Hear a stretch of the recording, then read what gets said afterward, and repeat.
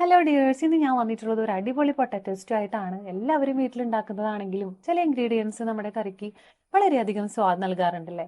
അപ്പോൾ അതെങ്ങനെ ഉണ്ടാക്കും നമുക്ക് നോക്കാം. അതിനു വേണ്ടി ഒരു സവോള ചെറുതായി എരിഞ്ഞത്, 2 ഗ്രാമ്പു, ഒരു ചെറിയ കഷ്ണം പട്ട, ഒരു ഏലക്കായ, അതുപോലെ കറിവേപ്പില, ഇഞ്ചി വെളുത്തുള്ളി ചതച്ചത്, നല്ല എരിവുള്ള പച്ചമുളക് 2 ഞാൻ എടുത്തിട്ടുണ്ട്. പിന്നെ ഒരു 5 കശുവണ്ടിയും ഒരു പിടി നാളികേരം മിക്സിയിൽ അരച്ചതാണ്. അതുപോലെ ഉരുളക്കിഴങ്ങും ക്യാരറ്റും വേവിച്ച് മാറ്റി വെച്ചിട്ടുള്ളതാണ്.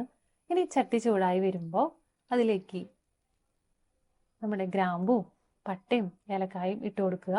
അതിനുശേഷം സവോള ആഡ് ചെയ്ത് കൊടുക്കുക. സവോള ഇട്ട് ആവശ്യത്തിന് ഉപ്പും നമുക്ക് ഇടാം. അതിനുശേഷം സവോള നല്ല രീതിയിൽ വഴന്ന് വരുമ്പോഴാണ് അതിലേക്ക് ഈ കറിവേപ്പിലയും ഇഞ്ചി പച്ചമുളകും എല്ലാം നമ്മൾ ആഡ് ചെയ്ത് കൊടുക്കുന്നത്. അത് നല്ലൊരു ബ്രൗൺ കളറായി വരുമ്പോൾ അതിലേക്ക് മല്ലിപ്പൊടി ആഡ് ചെയ്ത് കൊടുക്കുക. മല്ലിപ്പൊടി എല്ലാവരും ഇടുന്ന റെസിപ്പി ആണെന്ന് എനിക്കറിയില്ല, പക്ഷെ മല്ലിപ്പൊടി ഇട്ടപ്പോഴാണ് ഇതിൻ്റെ ഒരു ഭയങ്കര ഒരു ടേസ്റ്റ് എനിക്ക് ഫീൽ ചെയ്തിട്ടുള്ളത്. മല്ലിപ്പൊടി ഇട്ടതിന് ശേഷം നമ്മൾ അരച്ച് വെച്ചിട്ടുള്ള കശുവണ്ടിയുടെയും നാളികേരത്തിൻ്റെയും ആ ഒരു മിക്സ് അതിലേക്ക് ആഡ് ചെയ്ത് കൊടുക്കുക.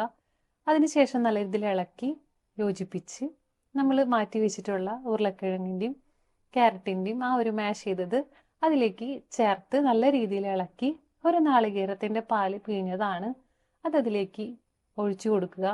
നല്ല രീതിയിൽ ഇളക്കി ഉപ്പും ഇതൊക്കെ നമ്മൾ കൃത്യമായിട്ട് നോക്കി അഡ്ജസ്റ്റ് ചെയ്ത് വരുമ്പോൾ അതിലേക്ക് ഒരു 2 കറിവേപ്പിലയും നല്ല രീതിയിൽ ഇളക്കിയിട്ടാണ് കറിവേപ്പിലയും ഒരു ടീസ്പൂൺ നല്ല വെളിച്ചെണ്ണയും ഒഴിക്കുകയാണെങ്കിൽ ഒരു ഭയങ്കര ഒരു ടേസ്റ്റ് നമുക്ക് ഫീൽ ചെയ്യും. എല്ലാവരും ഉണ്ടാക്കി നോക്കുക. ഒരു സൂപ്പർ ടേസ്റ്റി പൊട്ടാറ്റോ സ്റ്റൂ